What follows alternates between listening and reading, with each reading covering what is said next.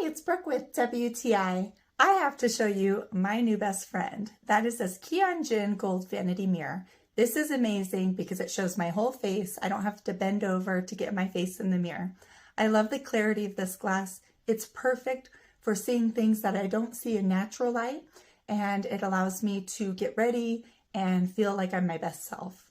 I love these bulbs. They're USB bulbs and they're really durable.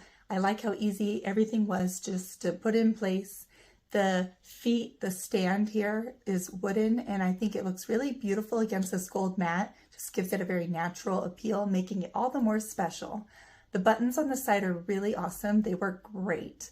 I like that there's a memory, so when I turn off my power, it remembers the setting that I had it on last, so I can keep my favorite setting up. I love the 3 different color of lights and the fact that I can dim them to what I prefer. I have a pretty dark room, and this light gives off a very beautiful light, allowing me to get ready, saves me time, really helps when I have family just hogging the bathrooms. I have my space where I can get ready, and I'm ready to go before everybody else is. One of the best things about it too is it has a USB charge, so it's also practical and functional. I can also utilize a charger and get things charged as well. This makes a huge difference for me.